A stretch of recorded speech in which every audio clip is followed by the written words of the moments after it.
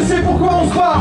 Notre idéal vient plus carré. Un autre monde, on n'a pas le choix. On lâche rien, on lâche rien, on lâche rien, on lâche rien, on lâche rien, on lâche rien, on lâche rien. Waouh! Mais c'est vrai que c'est un sentiment d'injustice, quoi. C'est incroyable, on défend l'emploi et on se retrouve condamné à de la prison ferme. C'est incompréhensible, quoi. Incompréhensible. Et ben nous aujourd'hui on a appelé à 2 heures de grève minimum, hein. 2 heures de grève minimum sur tout le site, sachant qu'on est dans un mouvement de NAO où déjà on a 1 heure de grève par jour. Condamner les inspecteurs du travail, les lanceurs d'alerte et les représentants syndicaux pour avoir joué leur rôle de veille et de gardien des valeurs de la République, que sont la justice sociale, l'égalité et la fraternité, est une atteinte insupportable à la démocratie. Et nous devons la dénoncer. En tant qu'inspectrice du travail, au-delà de mon affaire et de ma condamnation, je ne peux que dresser un constat alarmant de l'état de la justice sociale dans notre pays. Je suis le témoin tous les jours et toutes les semaines de plans sociaux sans motif économique, de licenciements, de délocalisation, de licenciements de salariés malades, les moins productifs. Comment peut-on établir le parallèle scandaleux entre un arrachage de chemises et l'éradication de centaines d'emplois? Nier la violence patronale, la violence capitaliste, ne souligner et réprimer que la lutte syndicale revient à supprimer toute justice sociale dans ce pays. Et comme si cela ne suffisait pas, on ajoute une bonne dose de réforme du Code du travail, soi-disant trop protecteur et générateur de chômage. La solution, soi-disant, plus de négociations. Mais de qui se moque-t-on? Comment peut-on d'un côté réprimer sans commune mesure toute action et expression syndicale, tandis que de l'autre côté, on demande aux syndicats de se mettre autour de la table pour négocier un nouveau droit du travail? Après avoir muselé les syndicats après l'instauration d'un climat de peur et de répression, on leur demande de négocier avec les patrons. Eh bien, c'est la réponse, c'est non.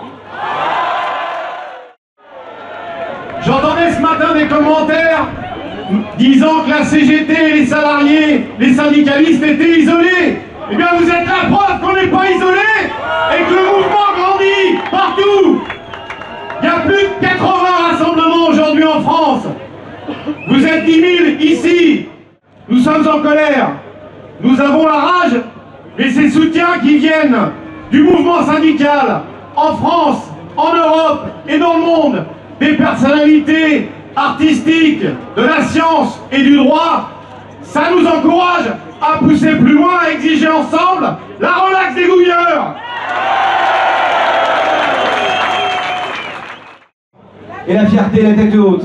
Mesdames et messieurs, je suis séquestré aujourd'hui par la CGT et c'est un grand plaisir.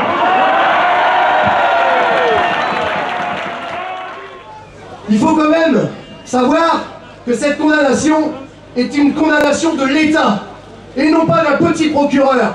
Les plaintes, il n'y en a plus. Il n'y a plus de plaignants.